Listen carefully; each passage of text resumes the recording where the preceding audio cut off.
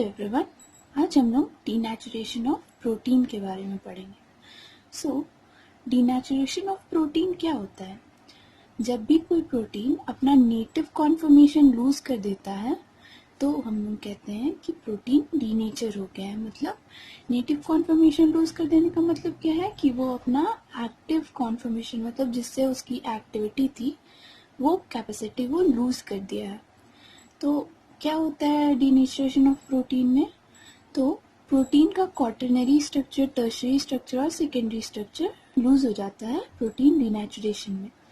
और लेकिन इसमें प्राइमरी स्ट्रक्चर जो होता है प्रोटीन का वो इंटैक्ट रहता है। प्राइमरी स्ट्रक्चर इंटैक्ट है, मतलब पेप्टाइड बॉन्ड भी इसमें इंटैक्ट है। और कौन सा बॉन्ड ब्रेक हो गया है? तो नॉन कोवैलेंट बॉन्ड ब्रेक हो गया है और कोवैलेंट बॉन्ड ब्रेक हो गया है, जिसमें डाइसल्फाइड बॉन्ड है। लेकिन एक कोवैलेंट बॉन्ड और होता है जो पेप्टाइड बॉन्ड होता है, ये बॉन्ड ब्रेक नहीं होता है डीनेचुरेशन के टाइम पे, क्योंकि हमारा प्राइमरी स्ट्रक्चर इंटैक्ट है।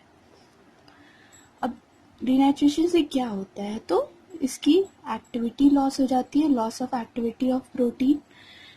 और depending on the degree of denaturation it may be partially और कंप्लीटली लूज इट्स एक्टिविटी। मतलब अगर डीनेचुरेशन पार्शियल हुआ है मतलब कहने का मतलब है कि अगर इसका कोई एक स्ट्रक्चर, मतलब या तो क्वाटरनरी स्ट्रक्चर ही लूज हुआ है या फिर टर्शियरी स्ट्रक्चर ही लूज हुआ है, तो हो सकता है कि प्रोटीन पार्शियल डीनेचर हुआ और उसकी एक्टिविटी थोड़ी बहुत हो। और अगर सिर्फ और तीनों स्ट्रक्चर लूज हो गया है और प्राइमरी स्ट्रक्चर में आ गया है तो ये कंप्लीट डीनेचुरेशन ऑफ प्रोटीन होता है।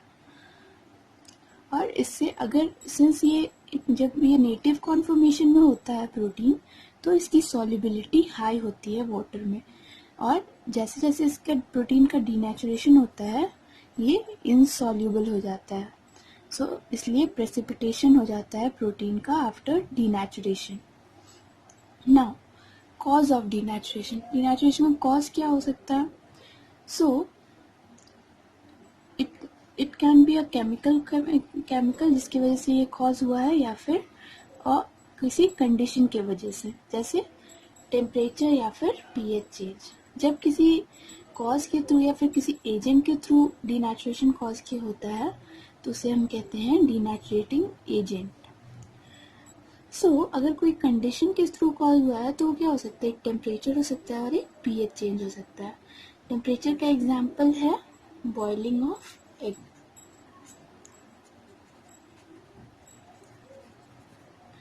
इसमें एल्ब्यूमिन प्रोटीन जो होता है वो डीनेचर हो जाता है, और ये एक इम्पॉर्टेंट एग्जांपल है टेम्परेचर की वजह से प्रोटीन का डीनेचुरेशन। नाउ डीनेचुरेटिंग एजेंट क्या होता है? डीनेचुरेटिंग एजेंट होता है जिस एजेंट की वजह से प्रोटीन का डीनेचुरेशन हो रहा है। तो इससे क्या होगा? कोई बॉन्ड डिसरप्ट हो जाएगा। डीनेचुरेटिंग एजेंट का एग्जांपल है यूरिया। ये क्या करता है? हाइड्रोफोबिक बॉन्ड को डिसरप्ट कर देता है। और भी एग्जांपल्स होते हैं प्रोटीन के डीनेचुरेशन के लिए। है नेक्स्ट एग्जांपल है हमारा स्ट्रॉन्ग एसिड या बेस। इसमें क्या होता है? एसिड या बेसिक कैरेक्टर उसकी पीएच से होता है। अगर पीएच बढ़ रहा है या पीएच घट रहा है तो क्या होता है? अमाइनो एसिड के आर ग्रुप का या तो प्रोटोनेशन होगा या फिर डीप्रोटोनेशन होगा। तो उससे क्या होगा? वो हाइड्रोजन बॉन्ड को ऑल्टर कर देता है और सॉल्ट ब्रिज पैटर्न को भी ऑल्टर कर देता है, जिसकी वजह से प्रोटीन डीनेचर हो जाता है किसी एसिड या बेस की वजह से, या फिर ऑर्गेनिक सॉल्वेंट जैसे इथेनॉल। इथेनॉल की वजह से क्यों? क्योंकि इसके पास कैपेबिलिटी होती है इंटरमॉलिक्यूलर हाइड्रोजन बॉन्ड बनाने की। अगर ये इंटरमॉलिक्यूलर हाइड्रोजन बॉन्ड प्रोटीन के साथ बना लेगा तो प्रोटीन का इंट्रामॉलिक्यूलर हाइड्रोजन बॉन्ड क्या होगा? वो डिसरप्ट हो जाएगा और प्रोटीन अगेन डीनेचर हो जाएगा। नाउ डिटर्जेंट क्या होता है? कि एम्फीपैथिक मॉलिक्यूल होता है। ये क्या करता है? डिसरप्ट कर देता है हाइड्रोफोबिक बॉन्ड को। एम्फीपैथिक मॉलिक्यूल का मतलब कि ये इसके पास हाइड्रोफोबिक कैरेक्टर भी है और हाइड्रोफिलिक कैरेक्टर भी है। नाउ ये क्या करता है, अनफोल्ड कर देता है प्रोटीन को एक्सटेंडेड पॉलीपेप्टाइड चेन में, मतलब प्रोटीन जो है एक प्राइमरी स्ट्रक्चर में आ जाता है। रिड्यूसिंग एजेंट, रिड्यूसिंग एजेंट में इम्पॉर्टेंट एग्जांपल है बीटा मकैप्टो इथेनॉल। ये इसे हम एसडीएस पेज में यूज़ करते हैं और इस केमिकल को हम एसडीएस पेज में प्रोटीन डिनेचुरेशन के लिए यूज़ करते हैं। ये क्या करता है, ये डाइसल्फाइड बॉन्ड ब्रेक करता है प्रोटीन का। ये दोनों बॉन्ड होता है इंटरचेन और इंट्राचेन, दोनों इंटरचेन और इंटरचेन डाइसल्फाइड बॉन्ड ये ब्रेक करता है।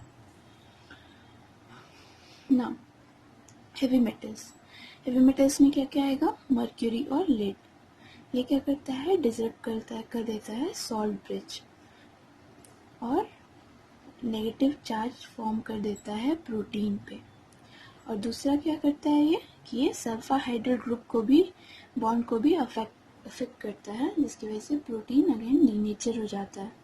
अब हीट की वजह से क्यों, ऐसा क्या होता है टेम्परेचर इंक्रीज करने से कि हमारा प्रोटीन डीनेचर हो जाता है। तो क्या होता है, जब भी टेम्परेचर इंक्रीज करता है तो मॉलिक्यूलर वाइब्रेशन इंक्रीज हो जाता है, जिसकी वजह से जो वीक इंटरेक्शन होते हैं जैसे हाइड्रोजन बॉन्ड, वैन डर वाल इंटरेक्शन, वो डिसरप्ट हो जाते हैं और प्रोटीन अनफोल्ड हो जाता है।